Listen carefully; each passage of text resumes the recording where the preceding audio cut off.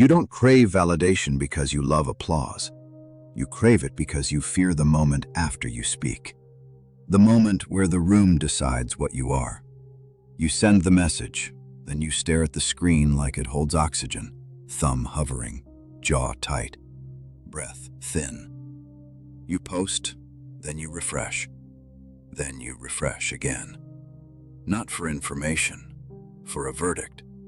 And the dirty secret? You call it being humble. You call it being open. You call it being collaborative. No, it's outsourcing your authority. Somebody laughs and you relax. Somebody pauses and your chest goes heavy. Somebody says, "Interesting," and you rewrite your entire position in your head while they sip water like nothing happened. This is not personality, it's conditioning. We turn philosophy into self-mastery so you can sit on the throne of your own mind. Here's the forensic diagnosis. When you need validation, you become governable. Silence steers you. Raised eyebrows tax you. Delayed replies rent space inside your day. And you keep paying, because paying feels safer than choosing.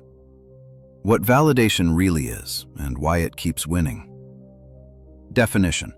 Validation is external confirmation that you are acceptable, correct, worthy. Not encouragement, not feedback. A stamp that says, you're safe to exist. Behavior pattern. You check faces before you trust your thought. You add extra context nobody asked for. You soften the edge with laughter. You attach a ha-ha to a boundary, so nobody punishes you for having one. Trigger. Any hint of disapproval. A short reply, a cold tone, a meeting that goes quiet, a typing bubble that appears, then vanishes. Mechanism. Your nervous system learned a primitive equation. Approval equals safety. Disapproval equals threat. So you chase the fastest relief. Not respect, relief. Cost. It steals timing. It steals clarity. It steals your ability to move without witnesses. It also steals something uglier. People stop taking your no seriously because you keep negotiating it. Correction. You stop treating reactions as law, and you start building an inner verdict that does not beg. Trade-off truth. You lose the cheap warmth. You lose the instant smile. Some people withdraw when they can't steer you. That's the price of a spine. Behavior X-ray. Watch your body when you say something true. Your shoulders tense. Your throat dries. Your eyes flick to the strongest person in the room. You are not looking for truth. You are looking for survival. The contrarian angle. You're not insecure. You're permission-seeking. Most people label this as low confidence, lazy. The deeper pattern is permission-seeking. You don't ask, "Am I right?" You ask, "Will you let me be right?" You don't fear being wrong. You fear being isolated, misread, punished, reduced. So you pre-edit yourself. You speak in disclaimers. You say, "I could be wrong," before anyone attacks. You call your standards preferences, because standards invite conflict. And conflict is the one thing your validation addiction cannot afford. This is where Marcus Aurelius becomes useful, not as a quote dispenser, as a model. He trained a private court, a place inside where the verdict is issued before the crowd arrives. Not because he didn't care, because he refused to be managed. When your verdict is private, feedback becomes data, not identity. The incentive map. Who benefits from your need? Needing validation looks harmless until you watch who profits. The boss who delays praise so you work harder for the nod. The friend who withholds warmth so you overgive to earn normal treatment. The partner who goes quiet so you scramble to prove you're easy. Even the audience you never met, the strangers in a comment section, the viewers list, the people you imagine judging you. When you need them, they don't even have to attack. They only have to pause. Micro-observation. You type a message, then you reread it 5 times, not for clarity, for harmlessness. You remove one sentence that sounds too certain. You add a smiley you don't feel.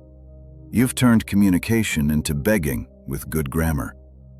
Definition. Leverage is the ability to shape someone's behavior without force.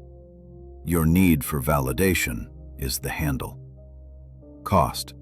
You become predictable, and predictable people get used. Correction. You remove the handle.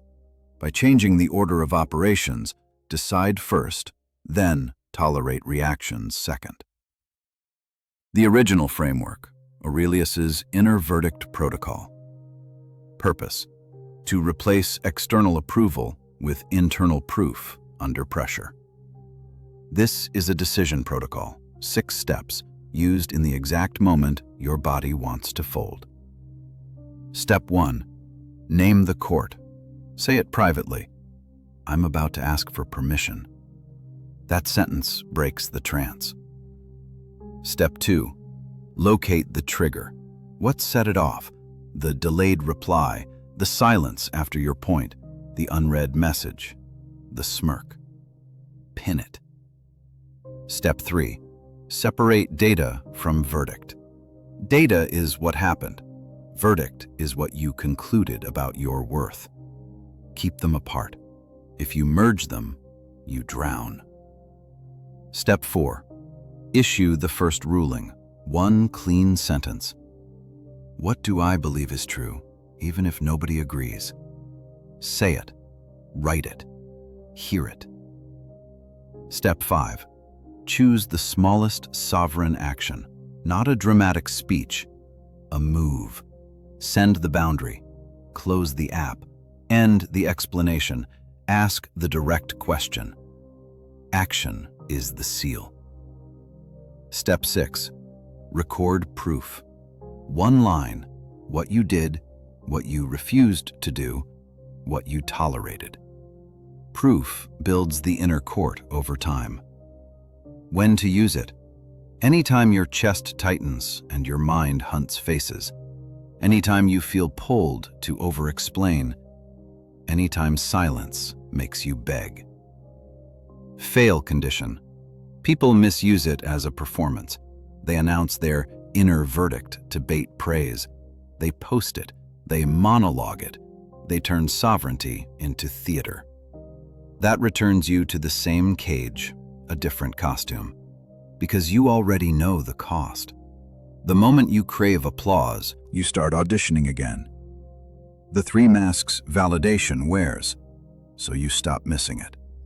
Validation doesn't always look like begging. Sometimes it looks like competence. Sometimes it looks like kindness. Sometimes it looks like maturity. Mask 1, the performer. You polish your tone until nothing sharp remains. You preface everything with softeners. You smile while you disagree.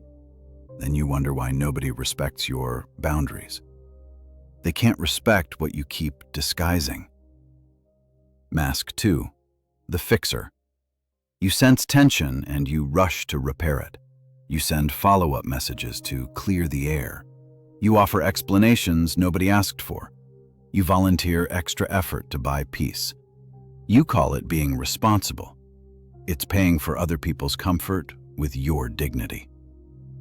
Mask 3, the ghost. You disappear when you might be judged. You hold back opinions. You delay projects. You don't apply. You don't post. You don't ask. Because you can't tolerate a verdict that isn't flattering. This one feels safe until months pass and you realize fear has been running your schedule. Definition: a mask is behavior that hides your standard to avoid a penalty. Trigger: any signal that you could be misunderstood. Mechanism: you believe exposure leads to rejection, so you reduce yourself first. Cost. You become invisible, even to the people who love you. Correction. You practice clean statements without decoration. Behavior X-ray. Notice the permission laugh. You say something real, then you laugh to make it harmless. Then you watch their face. That laugh is not humor. It's a bribe. Why silence works on you. The empty space where your verdict should be. Silence is not a weapon by itself. It becomes a weapon when your mind treats it as judgment. A partner reads your message and doesn't answer, and your body interprets it as danger. A boss pauses after you speak, and your stomach tightens like you stepped on a cliff edge. A friend leaves you undelivered, and you replay the last conversation like a courtroom transcript. Micro-observation. You start composing a second message in your head before the first one even lands. You're not communicating, you're negotiating your right to exist. Mechanism. Your brain hates uncertainty, so it fills the gap with stories, and the stories usually punish you. Then you obey the story. You apologize, you overgive, you shrink. Cost. You train people that withholding attention is an effective steering method. Correction. You reverse the chain. You regulate your body first, then you act, then you interpret. Last. The body anchor. The moment you feel the addiction, look for the instant your system reaches for validation. It is always physical.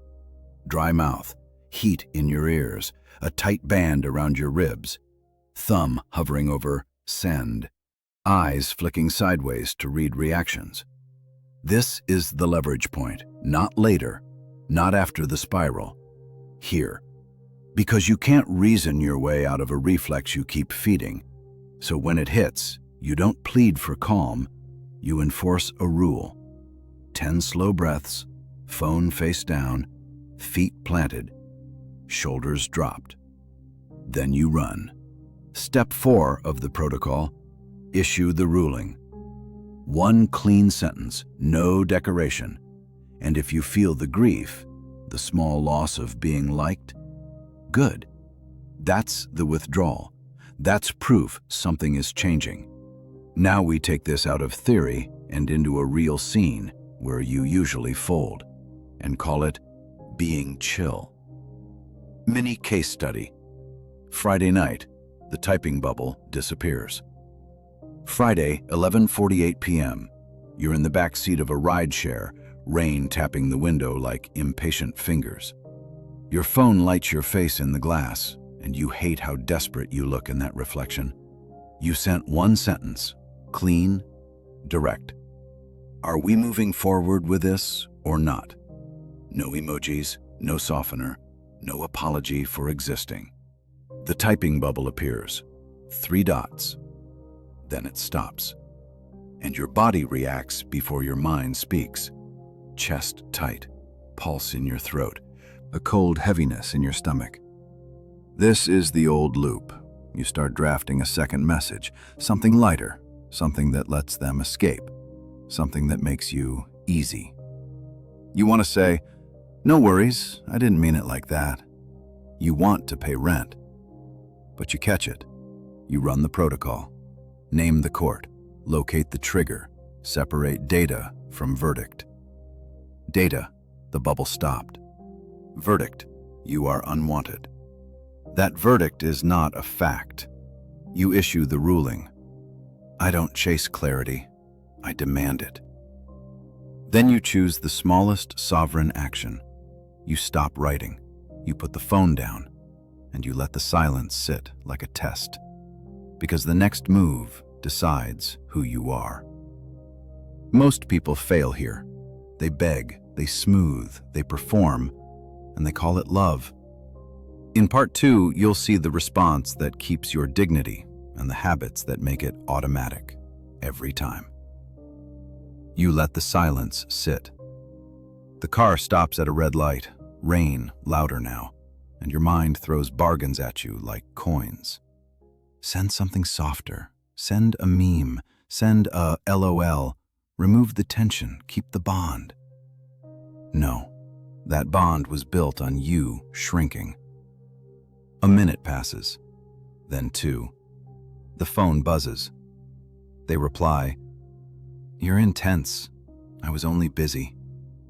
There it is, the penalty, the attempt to frame your clarity as a flaw. And this is the fork. If you chase approval now, you teach them a rule. Your standards are negotiable, and their discomfort is your problem. If you hold, you teach a different rule. Clarity is the entry fee. The corrected response, how you keep dignity without turning cruel. Definition: dignity is behavior that protects your standards without begging or punishing. Not hostility, not cold silence. Clean structure. Behavior pattern. You answer slowly. You choose words that don't audition. You refuse the bait to explain your existence. Trigger. The moment they label you too much, dramatic, sensitive, intense. That label is a leash. It invites you to prove you're easy. Mechanism. People test boundaries by attaching shame to them. If you drop the boundary to escape shame, the test worked. Cost. If you fold, you lose respect and you lose self-trust. If you hold, you lose certain people. That is the trade. You choose which loss you can afford. Correction. You respond with structure. You name the standard. You name the consequence. You do not decorate it. Tactical script 1. When clarity gets punished. I'm direct because I don't waste time. Answer the question. Tactical script 2. When they use silence as steering. I'm not chasing replies. I'm moving forward with my decision. Tactical script 3. When they frame your standard as intensity.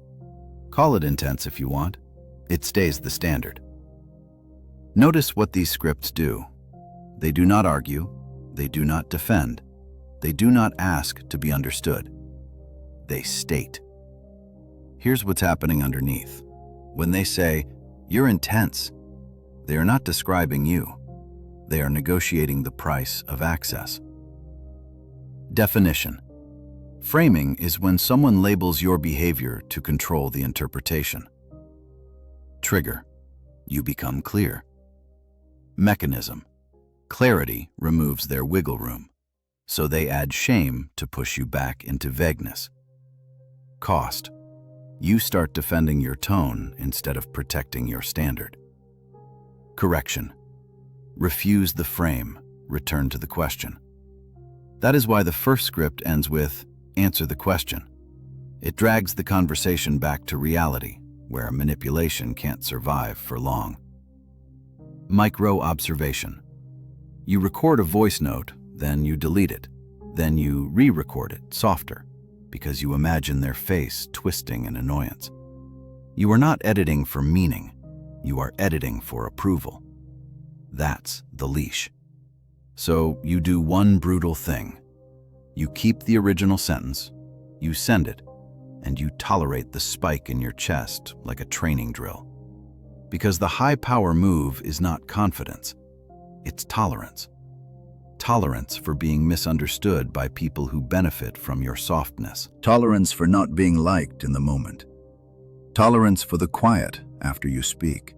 Another pattern interrupt. Ask yourself, when was the last time you spoke cleanly and didn't chase the reaction? If you can't name it, that's not coincidence. That's the addiction schedule. Now, the corrected response in the case study is not a performance. You don't show strength. You don't posture. You don't become cruel. You simply refuse to buy back comfort with extra words. If they respond with respect, good. If they respond with punishment, also good. It exposes the contract you were signing without reading. And this is the part that stings. Some people prefer you confused. Confused people are easier to manage. Clear people require honesty. So you stop confusing clarity with aggression. Aggression wants to dominate. Clarity wants to conclude. Hold that difference. It keeps you human while you get stronger. Now, watch the case study shift. You reply once, calm. I'm direct because I don't waste time. Answer the question. Then you stop. No follow-up, no apology, no second message to make them comfortable. You feel the urge, of course you do. A hot surge behind the eyes, a tight throat, the old hunger. Behavior X-ray. You open the chat and stare at your last message, hoping it looks nice. That is performance. Close it. They respond again. Okay, we're moving forward. I get it. And if they didn't, if they disappeared, if they mocked you, if they punished you, then the protocol still worked. It revealed the cost of access. Because the goal was never to win them. The goal was to stop losing you. Do this, not that. Do this. State the standard in one sentence, then stop talking. Not that. Stack paragraphs to earn permission. Do this. Delay your response when your body spikes. Not that. Send reassurance to buy relief. Do this. Choose consequences you can execute. Not that. Threaten what you will not enforce. Microturn. People call this playing games. It isn't. Games hide the rules. You are doing the opposite. You are making the rules visible. Another microturn. Some viewers will hear these lines and fear becoming arrogant. Arrogance needs an audience. Standards do not. Jung's usable model here is simple. The persona is the mask you wear to be accepted. When you live for validation, the persona drives. When you run the protocol, you take the wheel back. The tools that make it automatic: self-test, audit, and protocol. Self-test. Answer with yes or no. 1. Do you change your opinion when someone looks unimpressed? 2. Do you feel physical anxiety when replies are delayed? 3. Do you over-explain to prevent being misunderstood? 4. Do you announce plans early to get encouragement? 5. Do you feel empty when nobody reacts to your progress? If you answered yes to 3 or more, validation has a seat at the table. Not forever, only until you remove it. Rapid audit checklist. 7 items. 1. You add laughter to boundaries. 2. You apologize before you speak. 3. You reread messages to sound harmless. 4. You chase seen receipts. 5. You post wins to borrow confidence. 6. You tolerate disrespect to avoid awkwardness. 7. You negotiate your no after you say it. Now, a warning that sounds small but changes everything. You will attempt to replace validation with another audience. You'll quit chasing one person, then start chasing a different crowd, a new group chat, a new follower count, a new mentor, a new room. Same addiction, new dealer. So the self-test is not about shame, it's about detection. If you answered yes to question 1, watch the micro-behavior. You start talking faster when you see disapproval. You add reasons. You add disclaimers. You start defending before you are attacked. If you answered yes to question 2, notice what you do with your hands. You pick up the phone, you put it down. You pick it up again. Like touching it might summon the reply. That is not communication. That is craving. If you answered yes to question 4, here's the price. Announcing plans early gives you a dopamine loan. Then you pay it back with pressure when applause fades. You don't need excitement. You need follow-through. So the proof log has a rule. 1 line, objective, no feelings, no speeches. Examples. I said no once, and I didn't revise it. I waited 30 minutes, and I did not send a second message. I made the call without asking anyone to hype me. That is proof. Proof builds an identity that doesn't panic when a room is quiet. And the audit checklist? Read it like a surveillance report, not a diary. Every item is a leak. Every leak is leverage. Patch leaks, and the leverage disappears. Micro-turn. People think power is adding something, more confidence, more charisma, more boldness. It isn't.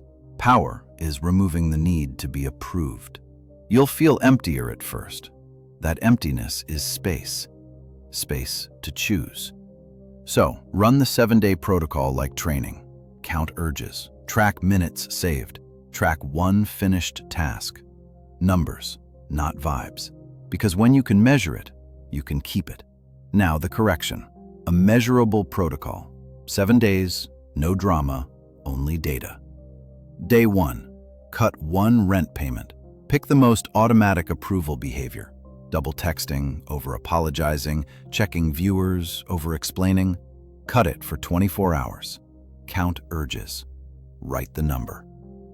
Day 2. Build the proof log. 1 line. I kept my standard when discomfort showed up. No posting, no sharing. Private court. Day 3. The silence drill. When a reply is delayed, you wait 30 minutes before you send anything else. During that wait, you do one physical reset. 10 breaths, walk outside, cold water on wrists. Then decide, not before. Day 4. Clean statement day. You deliver one clean sentence in a real interaction. At work, at home, with a friend, with a partner. One sentence. Then you stop talking. Let the room hold it. Day 5. Consequence alignment. You choose one boundary you can enforce without rage, and you enforce it once. Calm. Not to punish, to teach. Day 6. Audience exit. You reduce exposure to one validation source by 50%. A group chat, a comment feed, a person who uses attention as currency. Use the reclaimed time to finish one delayed task. Day 7. Final ruling. You write one paragraph to yourself. What you learned, what you tolerated, what you stopped paying for. Then you choose one standard that stays for the next 30 days. Fail condition. If you turn this protocol into performance, posting the proof log, announcing your growth, baiting praise for independence, you reinstall the addiction with better lighting. So keep it private. Let it be boring. Boring is stable. And here's the last micro-turn. You will miss the old dopamine, of course. Validation is fast food. Proof is protein. Now the ending. Identity shift. You are not a person who asks the room who you are. You are not a person who refreshes for a verdict. You do not beg silence to turn into warmth. You decide. Then you move. Then you tolerate reactions like weather. 3-day viewer experiment. Run days 1 through 3 only. Cut one rent payment. Start the proof log. Do the silence drill once. Comment your results. Urge count on day 1. What behavior you cut. What happened during the 30-minute wait. If you want respect, stop buying it. Start enforcing it. Quietly, repeatedly, cleanly. Today. Next video, we go deeper. How to set consequences without anger, and why most boundaries fail before they begin.